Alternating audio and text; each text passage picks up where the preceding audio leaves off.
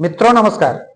मित्रों, आज हम इस वीडियो में उत्तर भारत के एक बेहद खूबसूरत राज्य और देवभूमि या तपोभूमि के नाम से विख्यात उत्तराखंड प्रदेश की बात करेंगे।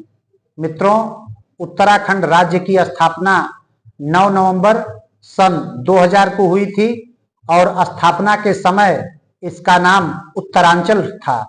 मित्रों, गठन से पहले उत्तराखंड उत्तर प्रदेश राज्य का हिस्सा था। हिंदू ग्रंथों और प्राचीन साहित्य में इस क्षेत्र का उल्लेख उत्तराखंड के रूप में किया गया है। हिंदी और संस्कृत में उत्तराखंड का अर्थ उत्तरी क्षेत्र या उत्तरी भाग होता है। इसलिए मित्रों, आम जनभावनाओं को ध्यान में रखते हुए उत्तरांचल का नाम 2006 में उत्तराखंड कर दिया गया था। मित्रों, राज्य में विश्व की पवित्रतम और भारत की सबसे बड़ी नदियां गंगा और यमुना के उद्गम स्थल भी क्रमशः गंगोत्री और यमुनोत्री तथा इनके तटों पर बसे वैदिक संस्कृति के कई महत्वपूर्ण तीर्थ स्थल भी हैं। मित्रों, स्कंद पुराण में हिमालय को 5 भागों में विभक्त किया गया है।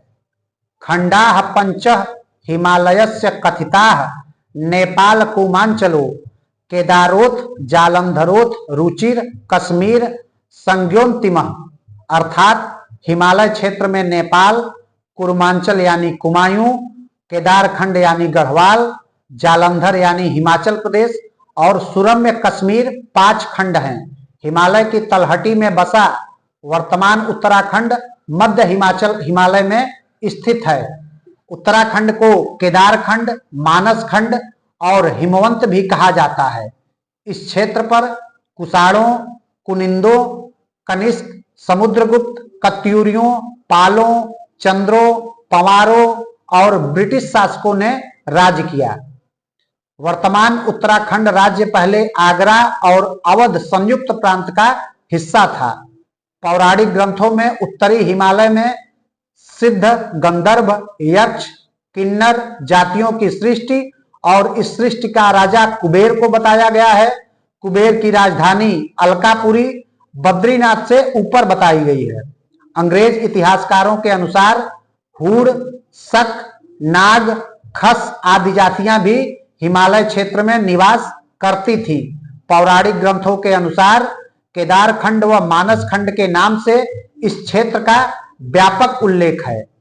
1790 में नेपाल की गोरखा सेना ने कुमायूं यानी मानस खंड पर आक्रमण कर अपने अधीन कर लिया था। 1815 में अंग्रेजों ने गोरखा सेना को परास्त कर दिया, जिसके बाद गोरखा सेना वापस चली गई, किंतु अंग्रेजों ने कुमायूं का शासन वहां के स्थानीय राजाओं को न सौंपकर ईस्ट इंडिया कंपनी के अधीन कर लिया। ऐतिहासिक विवरणों के अनुसार केदारखंड कई गढ़ों यानी किलों में विभक्त था। इन गढ़ों के अलग अलग राजा थे, जिनका अपना अपना आधिपत्य क्षेत्र था। इतिहासकारों के अनुसार पंवार वंश के राजा ने इन गढ़ों को अपने अधीन कर एकीकृत किया और गढ़वाल राज्य की स्थापना की और श्रीनगर को अपनी राजधानी बनाया। मित्रों, आप श्रीनगर से कंफ्यूज मत होइएगा। ये श्रीनगर उत्तराखंड राज्य के पौड़ी गढ़वाल जिले में एक नगर है, जो कि अलकनंदा के तट पर बसा हुआ है। मित्रों, 1803 में नेपाल की गोरखा सेना ने गढ़वाल राज्य पर आक्रमण कर अपने अधीन कर लिया। तब महाराजा गढ़वाल ने गोरखा सेना के आधिपत्य से मुक्ति के लिए अंग्रेजों से सहायता मांगी और अंग्रेजों ने देहरादून के समीप 1815 ईस्वी में गोरखाओं को अंतिम रूप से परास्त कर दिया। किंतु गढ़वाल के तत्कालीन महाराजा द्वारा युद्ध व्यय की निर्धारित राशि भुगतान करने में असमर्थता जताने पर अंग्रेजों ने संपूर्ण गढ़वाल राज्य राजा गढ़वाल को न सौंपकर अलकनंदा मंदाकिनी के पूर्व का भाग ईस्ट इंडिया कंपनी के शासन में सम्मिलित कर गढ़वाल के महाराजा को केवल टिहरी जिले, वर्तमान उत्तरकाशी सहित का भूभाग वापस किया। भारतीय गणतंत्र में टिहरी राज्य का विलय अगस्त 1949 को हुआ और टिहरी को तत्कालीन संयुक्त प्रांत उत्तर प्रदेश का एक जिला घोषित कर दिया गया था। मित्रों, 1962 के भारत चीन युद्ध की पृष्ठभूमि में सीमांत क्षेत्रों के विकास की दृष्टि से सन 1960 में 3 सीमांत जिलों उत्तरकाशी, चमोली व पिथौरागढ़ का गठन किया गया था। सन 1969 तक देहरादून को छोड़कर उत्तराखंड के सभी जिले कुमायूं मंडल के अधीन थे। 1969 में गढ़वाल मंडल की स्थापना की गई, जिसका मुख्यालय पौड़ी में बनाया गया। सन 1975 में देहरादून जिले को, जो मेरठ प्रमंडल में शामिल था, गढ़वाल मंडल में सम्मिलित कर लिया गया। इससे गढ़वाल मंडल में जिलों की संख्या 5 हो गई। कुमायूं मंडल में 3 जिले नैनीताल, पिथौरागढ़ और अल्मोड़ा सम्मिलित थे। 1994 में उधम सिंह नगर और 1997 में रुद्रप्रयाग, चंपावत व बागेश्वर जिलों का गठन होने पर उत्तराखंड राज्य गठन से पूर्व गढ़वाल और कुमाऊं मंडल में जिलों की संख्या 6 हो गई थी। उत्तराखंड राज्य में हरिद्वार जनपद के सम्मिलित किए जाने के पश्चात गढ़वाल मंडल में 7 और कुमाऊं मंडल में 6 जिले सम्मिलित थे। मित्रों, 9 नवंबर 2000 को उत्तर प्रदेश से अलग होकर उत्तराखंड राज्य की स्थापना की गई और स्थापना के समय राज्य को उत्तरांचल का नाम दिया गया था। लेकिन 1 जनवरी 2007 से राज्य का नाम उत्तरांचल से बदलकर उत्तराखंड कर दिया गया। मित्रों, अगर हम उत्तराखंड के क्षेत्रफल की बात करें तो उत्तराखंड का कुल क्षेत्रफल 53,483 वर्ग किलोमीटर है, जिसमें से पर्वतीय भाग 43,035 वर्ग किलोमीटर, जबकि मैदानी भाग 6,448 वर्ग किलोमीटर, जबकि वन क्षेत्र 34,651 वर्ग किलोमीटर है।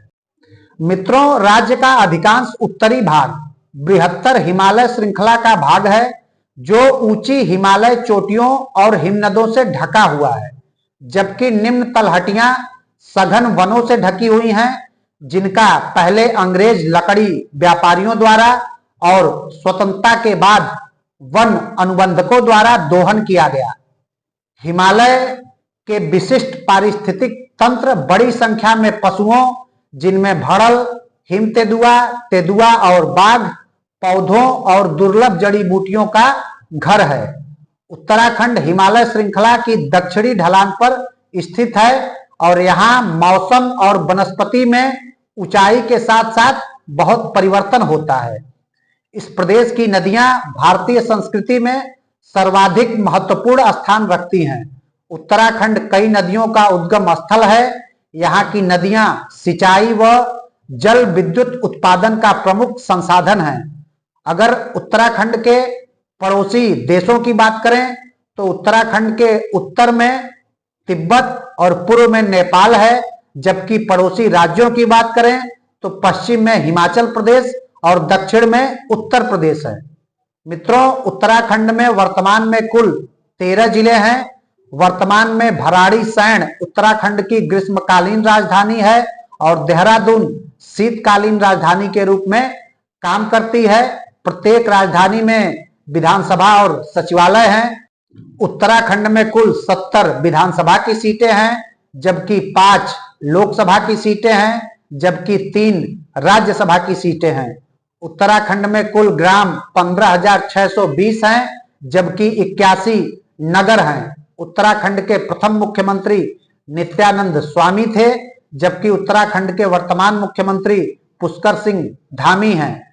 मित्रों, अगर हम उत्तराखंड की कुल जनसंख्या की बात करें तो उत्तराखंड की वर्तमान में अनुमानित जनसंख्या 1,01,16,752 है। मित्रों, उत्तराखंड में सबसे ज्यादा हिंदू धर्म के अनुयायी हैं। 85% हिंदू धर्म को मानने वाले लोग हैं, जबकि 12% मुस्लिम और 2.5% सिख भी उत्तराखंड में हैं।